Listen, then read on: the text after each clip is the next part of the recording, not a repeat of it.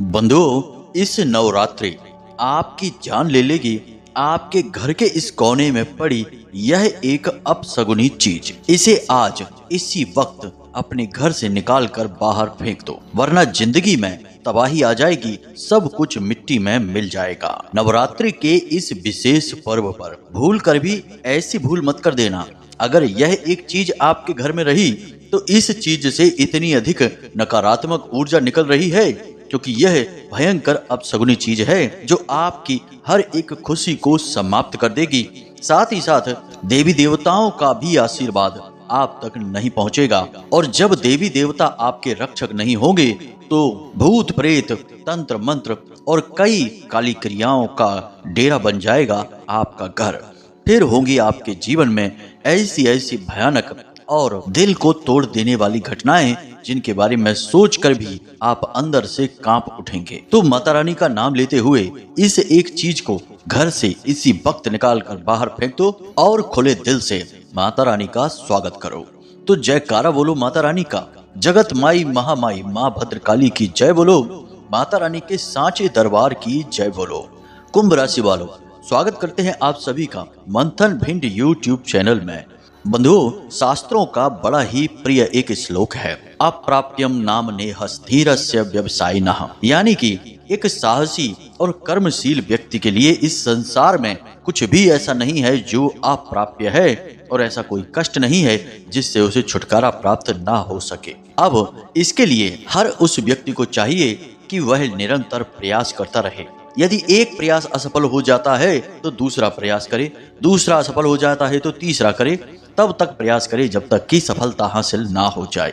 यही है सफलता का सूत्र और जीवन के हर एक कष्ट को मिटा देने का, समाप्त कर देने का सबसे बड़ा ब्रह्मास्त्र। तो यही हम आपको कहना चाहते हैं कि जिस प्रकार समय समय पर भगवान इस संसार में आते हैं अलग अलग रूपों में, कभी गणपति, कभी पितृ देवता, कभी माता रानी के रूप में, तो इन पवित्र समय का आपको भरपूर प्रयोग करना है। और भरपूर प्रयोग आप तभी कर पाएंगे जब आप सात्विक मन से अपने जीवन का, अपने घर का, अपने मित्र, अपने रिश्तेदारों का सही आकलन करेंगे।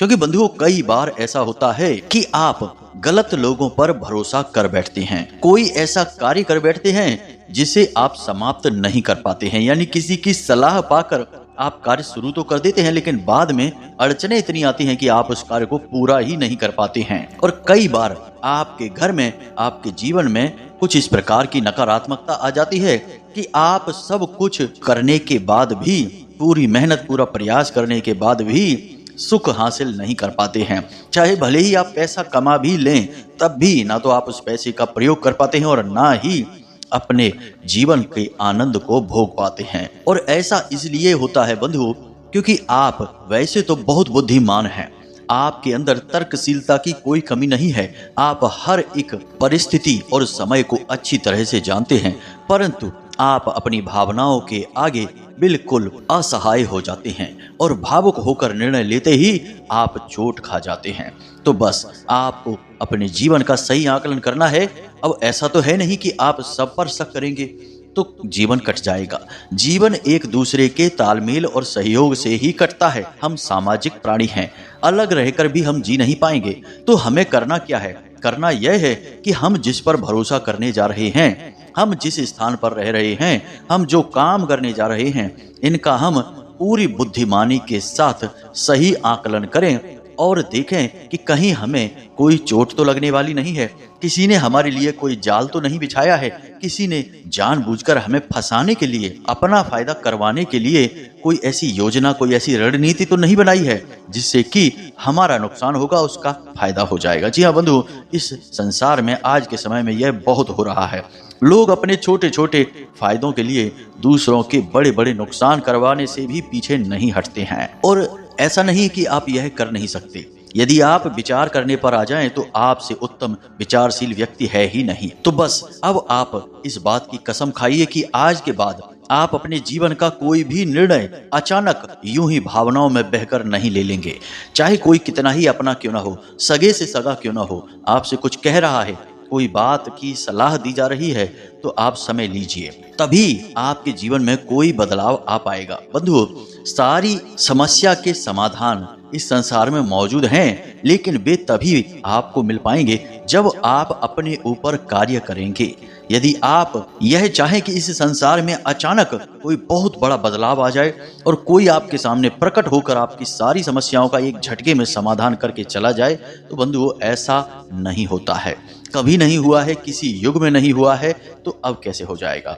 धीरे धीरे एक क्रम, एक श्रृंखला, एक क्रिया है जिसका आपको पालन करना है और बदलाव आएंगे। लेकिन जीवन में सकारात्मक बदलाव लाने के लिए आपको स्वयं को सकारात्मक होना बहुत जरूरी है। अब यहाँ पर आप अपने विचार तो सकारात्मक बना लेंगे, लेकिन जीवन की नकारात्मकता को आप कैसे सकारात्मकता में बदलेंगे। कुछ चीजें ऐसी होती हैं जो आपके आसपास रहती हैं और वे लगातार नकारात्मक ऊर्जा को उत्सर्जित करती रहती हैं और उनकी वजह से आपके विचार प्रभावित होते हैं। आपने कई बार यह महसूस किया होगा कि आप अलग अलग स्थानों पर जाते हैं, अलग अलग लोगों से मिलते हैं, यहाँ तक कि आप अलग अलग रंग के कपड़े तक पहनते हैं तो आपके विचार बदलते रहते हैं। जैसे कि सफ़ेद कुर्ता पायजामा पहनने से आपके विचार अलग होंगे, काला कुर्ता और पायजामा पहनने से आपके विचार अलग हो जाएंगे। यानी कपड़ों का, रंगों का भी बहुत ज़्यादा फर्क पड़ता है। इसीलिए तो हर एक व्यवसाय की एक विशेष ड्रेस होती है, यूनिफॉर्म होती है। यहाँ तक कि संत महात्मा और साधुओं की भी विशेष एक शैली होती है कपड़ों को पहनने की और विशेष रंग होते हैं, जैसे हम केसरिया रंग कहते हैं। अब इसी विषय को आज के इस वीडियो कार्यक्रम के माध्यम से हम आपको बताने जा रहे हैं, क्योंकि पितृ देवताओं के बाद अब माता रानी का समय आ चुका है और माता रानी अब आपके जीवन में आकर आपके जीवन में बड़े अभूतपूर्व बदलाव करवाएंगी। हमने अपने पिछले कार्यक्रमों में आपको कुछ विशेष क्रियाओं के बारे में भी बताया है, जिन्हें करने से आपके जीवन में अद्भुत तरक्की होगी। धन दौलत जो भी आप चाहेंगे, व्यापार में उन्नति, कर्ज से मुक्ति, सब कुछ आपको प्राप्त होगी। लेकिन आज के इस कार्यक्रम में हम आपको कुछ ऐसी चीजों के बारे में बताएंगे जिन्हें आपको अपने घर से तुरंत इसी समय निकाल कर बाहर फेंक देना चाहिए। और फिर अंत में हम आपको उस एक चीज के विषय में भी बताएंगे जिसे तो हर हालत में आपको निकाल कर फेंक ही देना है। यह भयंकर नकारात्मक ऊर्जा उत्सर्जित कर रही है और यह आप तक किसी भी देवी देवता की कृपा और आशीर्वाद को पहुंचने नहीं देगी। तो जल्द से जल्द बस आपको यह कार्य करना है कि इस चीज से छुटकारा प्राप्त कर लेना है। बंधुओं, इसी के साथ साथ हम संपूर्ण नवरात्रि में आपके जीवन में किस प्रकार से बदलाव आएंगे, ग्रहों की क्या चाल रहने वाली है, कौन से विशेष योग हैं, कौन से नकारात्मक ग्रह योग और घटनाएं होने वाली हैं आपके जीवन काल में, सब कुछ आपको ज्योतिषीय आकलन के आधार पर विस्तार से और सटीक राशिफल के तौर पर बताने जा रहे हैं। तो बंधुओं, इस कार्यक्रम को बनाने में हमने बहुत मेहनत की है। एक एक बात जो हम आपको बताने जा रहे हैं वह बिल्कुल सच और पत्थर की लकीर होने जा रही है, क्योंकि इन बातों में ना केवल हमारे जीवन का अनुभव ज्ञान शामिल है, साथ ही साथ माता भद्रकाली की कृपा और आशीर्वाद भी शामिल है। तो बस आपको करना यह है कि इस कार्यक्रम को अंत तक देखना है। यदि आप इस कार्यक्रम को अंत तक देखेंगे तो सबसे पहली बात कि आप अपने जीवन में आने वाली बड़ी मुसीबतों को टाल देंगे, जो कि बहुत ही जरूरी है, वरना आप पूरी तरह से फंस जाएंगे। और दूसरा कि हम आपको कुछ ऐसे शक्तिशाली और गुप्त मार्ग भी बताने वाले हैं, यानी क्रियाओं के बारे में बात करने वाले हैं, जिनसे माता रानी की सीधी कृपा और आशीर्वाद आप तक पहुंचेगी, क्योंकि ये 9 दिन माता रानी को ही समर्पित हैं। तो उम्मीद करते हैं कि आप हमारी भावनाओं को, बातों को समझ चुके हैं। अब कार्यक्रम को अंत तक अवश्य देखेंगे। तो चलिए बंधु, कार्यक्रम को शुरू करें, लेकिन माता रानी को उससे पहले आभार जरूर व्यक्त कर दें। कमेंट बॉक्स में पूरे भक्ति भाव के साथ प्रेम से लिखिए, जय माँ भद्रकाली कृपा करो। माता रानी निश्चित तौर पर आपके ऊपर कृपा बनाएंगी, हमें पूर्ण विश्वास है। इसी के साथ साथ बंधुओं, यदि आप इस चैनल कार्यक्रम पर पहली बार आए हैं तो आप इस चैनल को सब्सक्राइब अवश्य कर लें। बंधुओं, हम आपको सर्वश्रेष्ठ और समय अनुकूल ज्ञान पूरी प्रामाणिकता के साथ उपलब्ध कराते हैं और जो बातें हम आपको बताते हैं वे हमारे जीवन के अनुभव पर आधारित होती हैं, माता रानी की कृपा और आशीर्वाद को लेकर आती हैं। तो ऐसे में आपके जीवन को बदलने का आपके हाथ में यह एक सुनहरा अवसर है कि आप सर्वश्रेष्ठ ज्ञान को ही चुनें। तो चलिए जल्दी से चैनल को सब्सक्राइब करिए, बगल में जो सब्सक्राइब का बटन है उसे अभी दबा दीजिए। फिर आगे बढ़ते हैं। तो बंधुओं, ध्यान से सुनिए। अब जो हम आपको बताने जा रहे हैं वह बहुत ही महत्वपूर्ण बातें हैं। आपके अपने जीवन से जुड़ी हुई हैं। अब आपको क्या करना है कि अपने घर के बारे में विचार करना है, क्योंकि घर एक ऐसा स्थान है जहां आप अपने जीवन का बहुत बड़ा हिस्सा बिताते हैं। यानी कुछ समय के लिए आप घर से बाहर निकलते हैं, काम काज करके वापस अपने घर में ही आते हैं और वहीं आपको सबसे अधिक चैन और सुकून प्राप्त होता है। लेकिन आज के इस अधकचरे ज्ञान वाले समय में हम कभी कभी अपने घर में खुद ही ऐसी चीजों को लाकर रख लेते हैं जो हमारे घर में नकारात्मक ऊर्जा को भर देती हैं। और उसके बाद आप खुद ने भी कभी यह महसूस किया होगा कि आप घर से जब बाहर निकलते हैं तो आपका मन कुछ ठीक हो जाता है, फिर जब आप घर में वापस आते हैं तो आपका मन खराब हो जाता है, आपको घुटन और बेचैनी का एहसास होने लगता है। कई जातक ऐसे हैं जो हमें मैसेज करके हमसे बात करने की कोशिश करते हैं और हमें कहते हैं कि गुरुजी, हमें घर के बाहर ठीक लगता है लेकिन घर के अंदर आते ही पता नहीं क्यों घुटन की एहसास होने लगता है। घर में हमेशा निरंतर क्लेश का माहौल रहता है, लोग एक दूसरे के साथ बात भी नहीं करना चाहते हैं। पति पत्नी हैं तो किसी से बात नहीं कर रहे हैं, निरंतर लगातार झगड़े हो रहे हैं। भाई भाई की नहीं सुन रहा, पिता पुत्र की नहीं सुन रहा है, सब एक दूसरे से बस झगड़ने में लगे हैं, एक दूसरे को दोष लगाने में लगे हैं। तो ऐसा इसीलिए होता है बंधुओं कि ये नकारात्मक जो चीजें होती है ना, ये लगातार निरंतर आपके घर को दूषित करती रहती हैं। अब अल्प ज्ञान होने की वजह से लोग इन चीजों को समझ नहीं पाते और इन्हें अपने घर में खुद ही लाकर रख लेते हैं। तो ऐसे में अब यह जो माता रानी का पवित्र समय है, जो आपको एक वरदान के तौर पर प्राप्त हो रहा है, ऐसे समय में आपको इन नकारात्मक चीजों से मुक्ति प्राप्त करना बेहद आवश्यक है। वरना बिल्कुल वैसा ही होगा कि दिन भर बारिश में भीगते रहे, जो कि माता रानी के प्रेम और आशीर्वाद की बारिश है, फिर भी प्यासे के प्यासे ही रह गए, क्योंकि हमें उस आशीर्वाद को ग्रहण करने की क्षमता और अनुभूति और ज्ञान नहीं था। तो बंधुओं, अब ध्यान से सुनिए, आपके घर में कुछ चीजें ऐसी हैं जो बहुत ही गलत हैं। सबसे पहले आप देखिए कि आपके घर में छुपे हुए कोनों में, घर की छत पर और किसी एकांत स्थान पर किसी प्रकार की कोई टूटी फूटी चीजें, कबाड़ जिसे हम कहते हैं, ऐसी चीजें एकत्रित तो नहीं की जा रही हैं। बहुत से लोग अपने घरों में एक स्टोर रूम जैसा बना देते हैं और कहते हैं कि यह हमारे घर का स्टोर रूम है, और वहां पर टूटी फूटी उपयोग में ना आने वाली चीजों को रख देते हैं। लेकिन क्या बंधुओं, प्राचीन काल की अपने घर की प्रणाली आपको याद है? जरा विचार करके देखिए कि पुराने जमाने में गांव क्षेत्र में जिनके घर होते थे, क्या उनके घरों में किसी प्रकार का कोई स्टोर रूम होता था? नहीं। हमारे हिंदू धर्म में टूटी फूटी चीजों को नकारात्मक चीजें माना जाता है, खंडित चीजें माना जाता है, और उन्हें अपने घर में रखना भी अशुभ होता है। लेकिन यह विदेशी परंपरा है, और हमने पहले ही कहा कि आज का जो हमारा समाज है, यह ना तो देसी हो पाया और ना ही विदेशी, अध कचरा बनकर रह गया है। इस वजह से उल्टी सीधी मान्यताओं को मानने लगा है। तो यदि आप कोई टूटी फूटी चीज अपने घर में यूं ही रखे हुए हैं बिना उपयोग के, तो वह खंडित है, नकारात्मक है, लगातार नकारात्मक ऊर्जा को उत्सर्जित कर रही है। कोई कुर्सी टूट गई है, कोई पलंग टूट गया है, कोई घड़ी खराब हो गई है, कैलेंडर थोड़ा सा फट गया है, मूर्ति टूट गई है, किसी भी प्रकार का कोई टूटा फूटा सामान आपके घर में पड़ा है, उसे तुरंत निकाल कर बाहर कर दीजिए। अब एक छोटी सी परंपरा है, इसे जरा ध्यान से सुनिए। माता लक्ष्मी पूरे वर्ष में कब आपके घर में आती हैं? मतलब रुपए पैसे तो आते ही रहते हैं, हम उनकी बात नहीं कर रहे हैं। त्योहार के तौर पर कब माना जाता है कि माता लक्ष्मी का आगमन होगा? दीपावली पर। जी हाँ बंधुओं, दीपावली पर माता लक्ष्मी का आगमन होता है। तो दीपावली पर हम सब लोग मिलकर क्या करते हैं? सबसे पहला काम कि हम अपने घर से कूड़ा कबाड़ यानी कि टूटी फूटी पुरानी चीजों को बाहर कर देते हैं। आपने अक्सर देखा होगा कि घरों की सफाई होती है, लेकिन उससे भी पहले घर की जो टूटी फूटी खराब हो चुकी पुरानी चीजें हैं, उन्हें घर से बाहर निकाल दिया जाता है, कबाड़ी वाले को दे दिया जाता है। ऐसा क्यों करते हैं? क्योंकि हम जानते हैं कि माता लक्ष्मी ऐसे घर में आएंगी ही नहीं जहां कबाड़ का सामान पड़ा रहता है। तो फिर हम केवल एक दिन के लिए माता रानी के पूजन के लिए यह कार्य करेंगे, और वर्ष भर फिर हम वही गलती दोहराते रहेंगे कि कबाड़ अपने घर में इकट्ठा करते रहेंगे। तो एक दिन आकर माता रानी और फिर चली भी जाएंगी, रुकेगी तो नहीं हमारे घर में, क्योंकि हम तो व्यवस्था खुद ही भंग करके बैठे हुए हैं। तो बंधुओं ध्यान से समझिए, इस प्रकार की गलती नहीं करना। सब कुछ आपकी आंखों के सामने ही हो रहा है, बस आप गौर से देखते नहीं है, या यूं कहें कि किसी ने आपको इस तरह बताया नहीं है। जी हाँ बंधुओं, तो कबाड़ को कभी इकट्ठा नहीं करना है।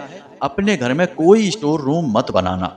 स्टोर रूम एक अंधा कुआं है जो लगातार नकारात्मक और काली ऊर्जाओं को आपके घर में फैला रहा है। हमारे हिंदू धर्म में तो अपने घरों में हम पूजा घर बनाते हैं और अपने घर की रसोई घर को भी पूजा घर की तरह ही पवित्र मानते हैं, पूजा पाठ करते हैं, दिया जलाते हैं। तो हमारे हिंदू धर्म में सकारात्मक ऊर्जाओं को घर में फैलाने की विशेष विधियां हैं। हम जगह जगह दीपक जलाते हैं, जगह जगह भगवान के चित्र वगैरह लगाते हैं, उनके पूजा पाठ भी करते हैं और घर में किसी भी स्थान पर गंदगी नहीं रहने देते। सुबह दोपहर शाम हमारे यहाँ झाड़ू लगती है, रोज पोंछा लगता है। ये सारी व्यवस्थाएं सकारात्मक ऊर्जा को फैलाने वाली हैं। लेकिन हम घर में कबाड़ रख के, कचरा रख के, टूटी फूटी चीजें रखकर इस सकारात्मक ऊर्जा को समाप्त कर देते हैं और नकारात्मक ऊर्जा खुद ही अपने घर में फैला डालते हैं। तो अब इस गलती को नहीं करना है, क्योंकि अब दीपावली भी नजदीक है, तो इस कार्य को जितना जल्दी हो सके कर डालें। अब बात करते हैं दूसरी चीज की। तो बंधुओं, हमारे यहाँ आज के समय में यह फैशन चल गया है कि लोग तरह तरह के पौधे अपने घर में ला ला कर लगाते हैं। कोई बुराई नहीं है इसमें, यह तो बहुत अच्छी बात है, प्रकृति प्रेम है और पौधे लगाना तो बहुत अच्छी बात है, शुभ है। फूलों वाले पौधे लगाएं तो उनमें से फूल प्राप्त होते रहते हैं और भगवान को भी अर्पित होते रहते हैं। लेकिन इन्हीं के बीच हम कुछ ऐसे पौधे लगा डालते हैं जो कि बहुत ही अशुभ हैं और इन्हें घर में किसी कीमत पर होना ही नहीं चाहिए। जैसे कि कैक्टस का पौधा। जी हाँ बंधु, आपने अक्सर सुना होगा कि लोग कैक्टस का पौधा अपने घर में लगा देते हैं जिसमें कि कांटे ही कांटे होते हैं। पहली बात कि हिंदू धर्म में कांटेदार पौधे को अशुभ माना जाता है। अब दूसरी बात, आप विचार करके देखिए कि यह कैक्टस का जो पौधा होता है यह संसार में किन स्थानों पर पाया जाता है? हमेशा रेतीले और रेगिस्तान वाले क्षेत्रों में पाया जाता है, जहाँ की वनस्पति पैदा नहीं होती है, जल स्रोत नहीं होते हैं, केवल मरुस्थल होता है, जीव जंतु भी ठीक से पनप नहीं पाते हैं। ऐसे स्थानों पर यह कैक्टस का पौधा पनपता है। यानी कि कितनी भयंकर नकारात्मकता को अपने साथ रखता है कि मरुभूमि में, यानी जो मृत क्षेत्र है, वहां पर यह पौधा उगता है और आप इसे अपने घर में ले आए हैं। अब क्या होगा? आपका विनाश नहीं होगा तो क्या होगा? आप कहेंगे कि गुरुजी, हमारे कोई काम बनते ही नहीं है, हम कोई भी उपाय कर लें वह फलित ही नहीं होता है। लगता है जैसे कोई हमारे कामों में जानबूझकर बाधा डाल रहा है। तो बाधा नहीं आएगी तो क्या होगा? आपने तो खुद ही ऐसा कार्य कर डाला है। अब दूसरा कि कुछ पौधे ऐसे होते हैं जिनमें पत्तियां ही नहीं होती हैं, केवल लकड़ियां ही लकड़ियां होती हैं। जी हाँ बंधुओं, यह भी एक फैशन चल गई है आज के समय में कि लोग ऐसे पौधे लगा देते हैं जिनमें कि फैशन के तौर पर टेढ़ी मेढ़ी लकड़ियां ही लकड़ियां होती हैं और पत्तियां नहीं होती हैं। असल में वे सूखे हुए पौधे होते हैं, बस वे डिजाइन बनी होती है ऐसी उनकी कि वो देखने में सुंदर लगते हैं। उन पौधों को घर में लगा लिया। अब सूखा हुआ पौधा भी तो मृत्यु का प्रतीक है, वह भी तो मर चुका है। हमारे यहाँ सूखे हुए पौधों को तुरंत पुराने जमाने में चूल्हों में जला दिया जाता था और उससे रोटी पका ली जाती थी। सूखे हुए पौधों को कभी घर में नहीं रखते थे, घर के बाहर ईंधन के तौर पर रखा जाता था और उन्हें जलाकर भस्म कर दिया जाता था। लेकिन अब लोग उन्हें सजावटी सामान के तौर पर अपने घरों में गमलों में सजाकर इस कमरे उस कमरे में रखने लगे हैं। कभी नहीं करना है ऐसा। तीसरा, समी का पौधा। जी हाँ बंधुओं, आपने अक्सर सुना होगा, बहुत सारे धर्मगुरु भी बताते हैं इस बात को, लेकिन हमारा ज्योतिष इस बात का पूर्ण रूप से खंडन करता है। बंधुओं, जिस घर में समी का पौधा लगा हुआ है उस घर में तरक्की तो किसी कीमत पर नहीं हो सकती। अगर होगी भी तो बहुत ज्यादा धीमी होगी। क्यों? इसका कारण क्या है? ध्यान से सुनिए। समी का जो पौधा है, उस पौधे के लिए दो बातें बहुत अधिक प्रचलित हैं शास्त्रों में। पहला, ज्योतिष के अनुसार यह शनिदेव का प्रतीक है। दूसरा कि पांडवों ने जब युद्ध के बाद अपने सारे हथियार जमा करने के बारे में सोचा तो समी के वृक्ष के नीचे ही जड़ के पास सारे हथियारों को अपने वहां पर जमीन में दफन कर दिया था। यानी कि यह हथियार का सूचक है, यह विनाश का सूचक है। अब शनिदेव का प्रतीक होने के नाते शनिदेव तो वैसे ही कार्यों में बहुत ज्यादा देरी कराते हैं, बाधाएं उत्पन्न करते हैं, पीड़ाएं पहुंचाते हैं। दूसरा कि यह पांडवों के विनाश का, यानी कहा जाए तो युद्ध का प्रतीक है। तो इस प्रकार से दोनों तरह से यह नकारात्मक हो गया। अब आप किसी की ना सुनिए, आप एक बार हमारी बात मानकर देखिए। समी के पौधे को यदि आपको लगाना ही है, क्योंकि लोग समी की पत्तियों को शंकर जी को चढ़ाते हैं, कोई बात नहीं, आप भी चढ़ाइए, लेकिन समी के पौधे को अपने घर के अंदर अपनी बालकनी में न लगाकर इसे घर की छत पर लगाइए या फिर घर से बाहर कहीं रख दीजिए। अपने घर के एरिया में ही रखिए, लेकिन घर के थोड़ा बाहर रख दीजिए, वह सर्वोत्तम रहेगा। या फिर घर की छत पर रख दीजिए। और सबसे बड़ी बात कि घर की छत पर जब आप रखें तो इसे पश्चिम दिशा में ही रखें, ठीक पश्चिम दिशा में और कहीं नहीं, क्योंकि यह दिशा शनिदेव की दिशा है। तो ही आप शनिदेव के कुप्रभावों से बच सकते हैं, वरना आपका भगवान ही मालिक है। आपने खुद ही अपने लिए हथकड़ियां और बेड़ियां जमा कर ली हैं। आपकी चाल धीमी होगी, कामों में रुकावट आएगी और घर में लड़ाई झगड़े परेशानियां होती ही रहेंगी। अब बात करते हैं तीसरी चीज की, यह भी बेहद महत्वपूर्ण है, तस्वीरें। जी हाँ बंधुओं, सजावटी सामान के तौर पर हम तस्वीरें घर में लगाते हैं, सभी लगाते हैं, कोई बुराई नहीं है। लेकिन याद रखना बंधुओं कि तस्वीरों की अपनी खास ऊर्जा होती है। हर एक तस्वीर की अपनी ऊर्जा है और वह आपके जीवन को, आपके घर को प्रभावित करती है। अब आप सोचेंगे कि यह आप क्या कह रहे हैं, तस्वीरों की कैसी ऊर्जा? तो बंधुओं, एक छोटा सा उदाहरण है। तस्वीरों के ऊपर आपको समझ में आ जाएगा कि आप अपने घर के पूजा घर में जाइए और वहां पर भगवान की तस्वीरें, जिनकी आप दिन रात पूजा पाठ करते हैं, वे तस्वीरें ही तो हैं और उनसे आप लगातार सकारात्मक ऊर्जा, प्रेरणा और शक्ति प्राप्त कर रहे हैं। वह क्या है? ऊर्जाएं हैं, तभी तो आपको मिल रही हैं। जहां कुछ होगा ही नहीं, वहां से आपको क्या मिलेगा? तो जैसे भगवान की तस्वीर में सकारात्मक ऊर्जा, भगवान की ऊर्जा वास करती है, हनुमान जी की तस्वीर में हनुमान जी की सकारात्मक ऊर्जा वास करती है, उसी प्रकार हर एक तरह की तस्वीर में हर एक तरह की ऊर्जा होती है। जैसे कि दौड़ते हुए घोड़ों की तस्वीर में नए अवसर, नए मौके और तरक्की की ऊर्जाएं होती हैं। इसी प्रकार ताजमहल में मृत्यु की, नकारात्मक की ऊर्जाएं होती हैं। इसी प्रकार शेर की तस्वीर में हिंसा की ऊर्जाएं होती हैं, यानी गुस्सा बढ़ाएगा और आक्रामक बनाएगा। इसी प्रकार झरने की, जल की तस्वीर में शांति, सुकून, पवित्रता और धन की ऊर्जाएं होती हैं। तो अब जरूरत यह है कि आपने अपने घर में तस्वीरों को कहाँ लगा रखा है, किस दिशा में लगा रखा है, और दूसरा कि कहीं कोई गलत तस्वीर तो आपने अपने घर में नहीं लगा रखी है, और तीसरी बात कि कोई कटी फटी टूटी हुई तस्वीर या जो फ्रेम की हुई तस्वीर है वह तो नहीं लगा रखी है। तो अब ध्यान से सुनिए इसके विषय में। सबसे पहली बात कि आपके घर में 3-4 तरीके की तस्वीरें हैं जो हर हालत में होनी ही चाहिए। जैसे दौड़ते हुए घोड़ों की तस्वीर, जो घोड़े आपकी तरफ दौड़कर आ रहे हों, ना कि इधर उधर भाग रहे हों, एक ही दिशा में भाग रहे हों। घोड़े सफेद रंग के होने चाहिए और जल में यानी पानी में दौड़ रहे हैं तो सर्वोत्तम है।